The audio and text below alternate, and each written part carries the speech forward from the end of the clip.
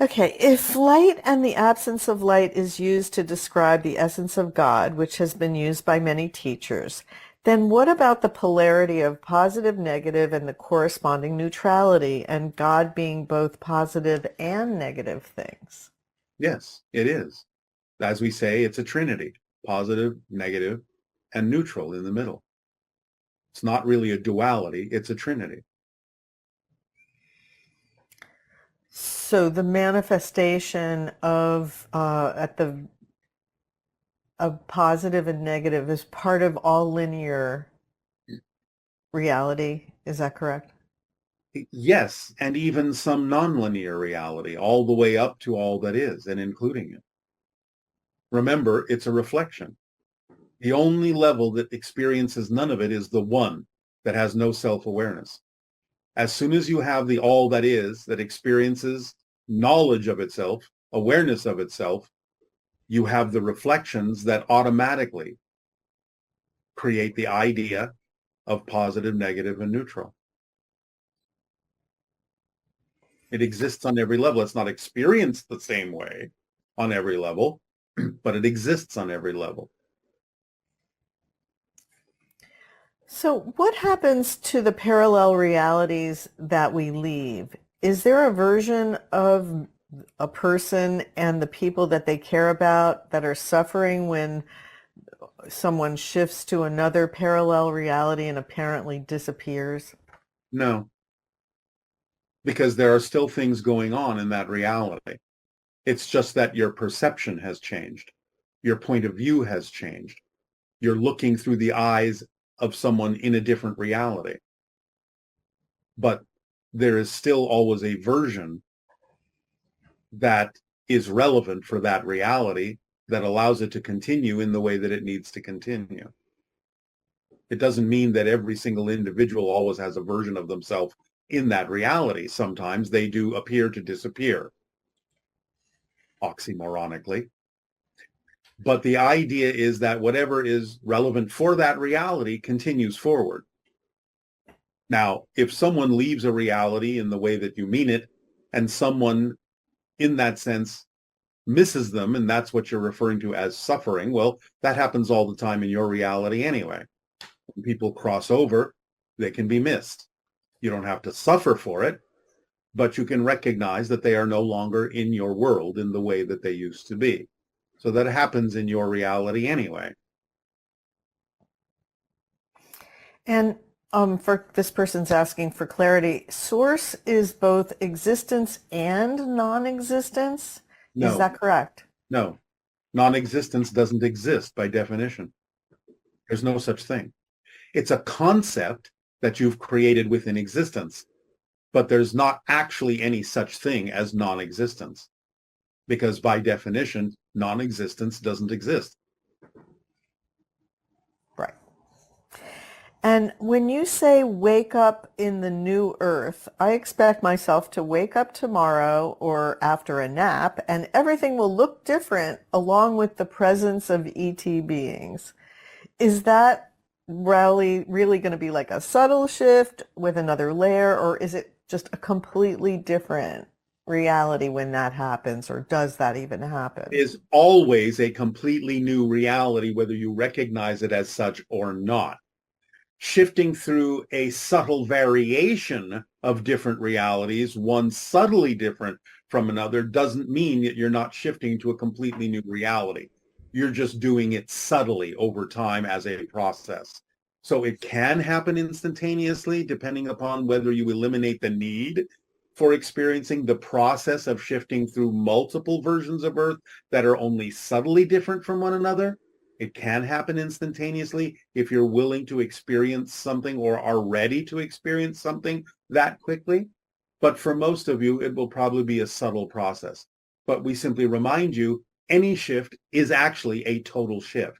And when you actually wrap your mind around that more fully, then you might experience more of an acceleration in the way that you experience the idea of shifting. Because remember, it's something you're already doing.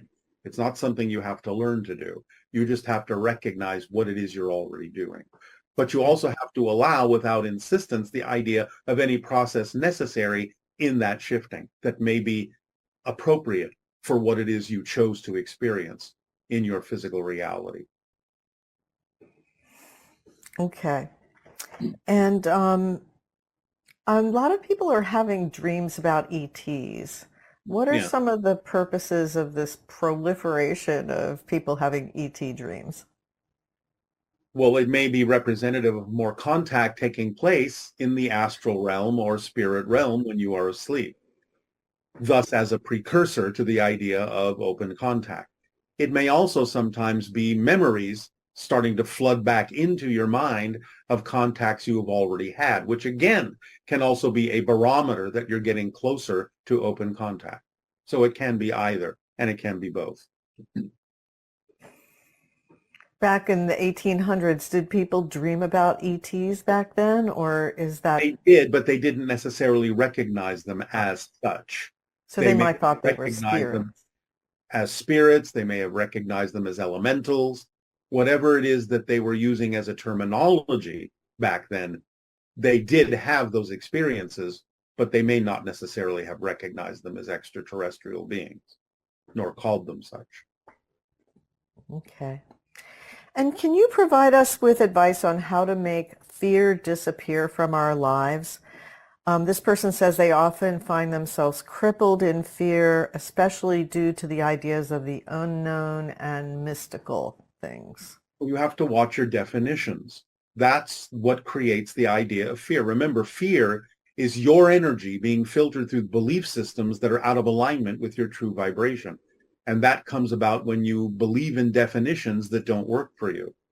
So the idea is to understand that fear is your friend, telling you you have a belief that's out of alignment with who you truly are. So make fear your friend by paying attention to what it's attempting to tell you. It's knocking on your door saying you need to discover what this belief system is that you are filtering your energy through because you're taking yourself out of alignment, out of harmony with your core frequency. And when you find out what that belief system is, that fear-based belief, that negative belief, that irrelevant belief, then you can realize by looking at the rest of the world that comparatively, it's a nonsensical belief. You don't have to hold on to it. You probably picked it up from someone else and thought you had to hold on to it, but you don't. So you need to let fear be your guide to discovering beliefs that don't work for you so you can let them go. And when you do that, you will not be afraid of being afraid, because being afraid will simply be a temporary sensation that's simply for the purpose of bringing your attention to a belief that you can now recognize as something that doesn't work for you and let it go. And how can a person apply this that's, let's say, in a war zone or has attracted an experience where they are being held hostage or any of these kinds of what we would normally think of as pretty terrifying kinds of ideas? Again, it's about the idea of understanding why you may have attracted that in the first place, because it's not always about the idea that something is negative within you to have created that experience. It may be that you are willing to aid and assist those that have perpetrated it upon you, to be a reflective guide for them to learn to change.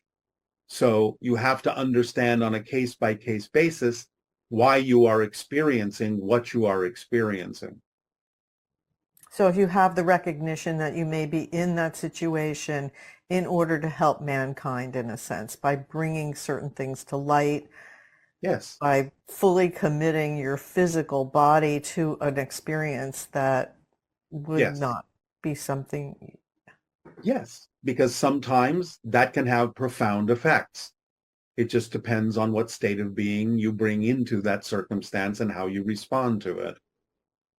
So similar to somebody like Gandhi, who was in a situation like that for many, many years. He Yes, was similar. able to maintain a positive attitude regardless of what he was going through Yes, physically. yes, similar, but even more so. Wow. Okay, and let's see. This person is acting after having a traumatic dream last week. My higher self told me that my vibration was being adjusted for my contacts. Is that message true? Is this a tactic to adjust my vibration? It was very exciting and fun in the aftermath of the dream, but of course during it, it was terrifying. Yes. And again, remember, many of you work things out in your dream state so you don't have to experience them in physical reality. Would you prefer to experience the trauma in your physical reality? Usually you will say no.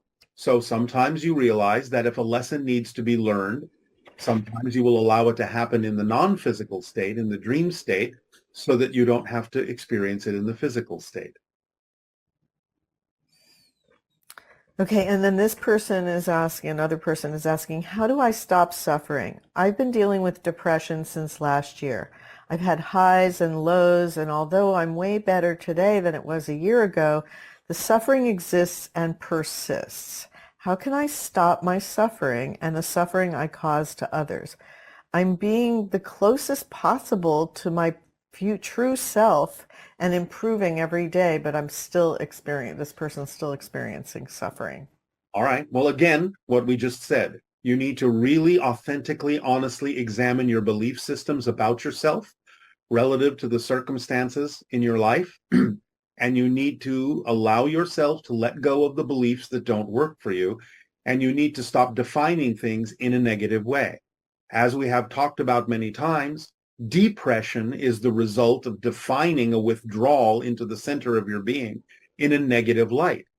Whereas what you're actually experiencing is compression, a natural form of withdrawal to go within to look for answers you cannot find in the outside world. That withdrawal into yourself to find those answers does not have to be defined in a negative way as if something is wrong with you. So stop defining the experience in a negative way. Then you can start experiencing it in a more positive way as self-assessment, self-realignment, self-awareness, letting go of negative definitions and negative beliefs so that you can emerge as a new person that is now the product of the freedom of letting go of those beliefs that don't work for you. You will stop suffering when you stop resisting your natural self. All pain is the result of resistance to the true self. So stop resisting being your true self. Find yourself worthy, find yourself deserving, and act like the creator you are in creating your reality by determining what definitions and what belief systems work for you and which ones don't. And perhaps this next question actually illuminates some of those ideas, like the idea of FOMO, fear of missing out, that many people Yes. experience in social media, as well as things like feeling like they've missed the boat, those ideas. Yeah. That's the paradoxical, oxymoronic truth of that situation. The only way to miss out is to spend time worrying that you're missing out. That's how you miss out. If you don't focus on the idea that you're missing something, then you can relax into the current, into your flow, and let your life unfold in the way that it needs to, trusting the way that it unfolds and allowing synchronicity to guide you and bring you what you need. Fear of missing out is the way you miss out. That's the paradox. And that's filtering your energy through a negative belief, which is going to create suffering because you feel like you're missing out. Exactly. And Instead then it of being, reinforces itself. It reinforces itself with the feeling as if that's really going on. It's a fact. I feel like I'm missing out. I think I'm missing out. I'm now going to behave like I'm missing out. That's the negative belief simply reinforcing itself so that it appears real and factual, when in fact it's nothing but a projected illusion of consciousness because you have a belief that it is true. That's how beliefs work. So understanding that and then realizing that the paradox is you will miss out by fearing you will miss out can stop you from having that fear and relaxing into the understanding of how things actually work and letting things work for you, allowing them to work rather than trying to make them work through your physical mind's ego structure. Because your physical mind's ego is not designed to control things or make things work. It's designed to allow you to have a clear physical experience. That's all it's designed to do. So you have to allow your higher mind to work with you and guide you and bring you what you need, because it will happen automatically when you stop being afraid that you're missing something. That's how you miss something, is being afraid that you're missing out. And the higher your frequency grows, the more captivated you are by whatever is currently happening in your world, in your reality, and Yeah. that is the most important thing to be experiencing.